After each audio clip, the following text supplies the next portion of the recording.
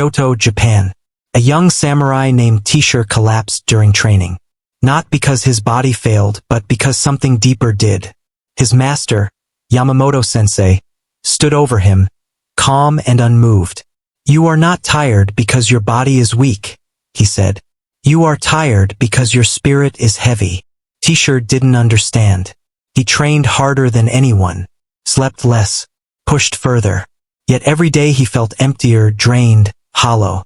Across Japan, another man lived very differently. Miyamoto Musashi, the legendary swordsman, over 60 life-or-death duels. Never defeated, never burned out. He fought. He trained relentlessly.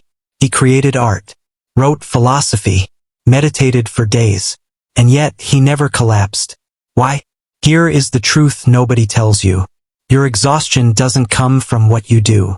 It comes from why you do it. Musashi understood something modern people have forgotten. Energy does not come from effort. It comes from alignment. The real question is not how to rest more, but whether you are walking a straight path or running in circles while draining your spirit. Osaka. Teacher was 19 when he arrived at Yamamoto's dojo. Talented, disciplined, hungry for greatness. Within 6 months, he was exhausted in a way sleep could not fix. He woke up tired, trained tired, ate tired, slept tired. "This isn't normal," he told his training partner Kenji. Kenji shrugged. "Many arrive with fire. Most leave as ash." That evening, after Teacher was defeated by a student half his skill, Yamamoto approached him. "Walk with me." They moved into the garden. The sun was setting. Shadows grew long. "Why did you come here?" Yamamoto asked. "To become a great samurai." "Why?" Teacher hesitated. "To bring honor, to prove myself, to be recognized." "Stop." Yamamoto's voice was calm but final. "You came to prove something, to gain approval, to be seen." Teacher felt exposed. "That," Yamamoto said, "is why you are exhausted." He placed a small stone in Tishi's palm. "Every time you train for approval, a stone. Every comparison, another stone. Every moment you perform instead of practice, another stone." The weight became real. "You are not tired from training," Yamamoto said. "You are tired from carrying stones that serve no purpose." Musashi, he explained, fought to understand himself, not to prove himself. He carried no stones. That is why his energy never ran out. The next morning, Yamamoto took Teacher to a storage room. "Take what you need for 1 year in the mountains." Teacher gathered everything. Clothes, tools, scrolls, weapons. "Now," Yamamoto said, "remove what is of no use." Piece by piece, the pile shrank. Finally, 1 sword, 1 bowl, 1 blanket. "This," Yamamoto said, "is the first principle of inexhaustible energy." Musashi lived with nothing unnecessary. "Energy does not come from having more," Yamamoto said. "It comes from carrying less." Modern people carry invisible weight: comparison, obligation, resentment, fear of judgment, and then wonder why they are tired. "This is dudo," Yamamoto said, "the way of walking alone, not lonely, aligned." For 7 days, Teacher followed one rule: notice every action done for approval. By day 3, he was horrified. Every sword strike, every meditation, every conversation, all contaminated by the need to be seen.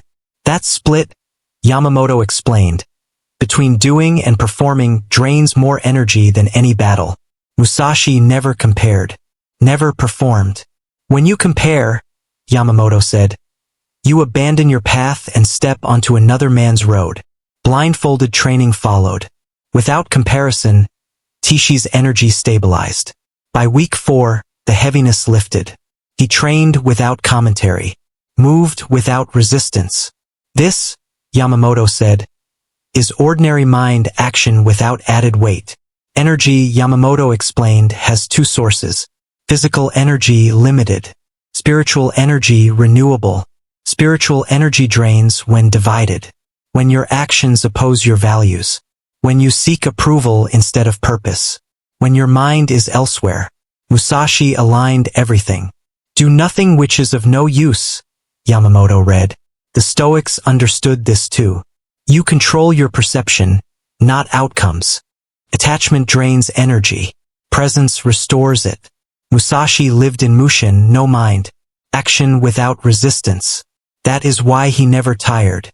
Month 4. Teacher sparred Hiroshi, the dojo's strongest. Something changed. Hiroshi fought to win.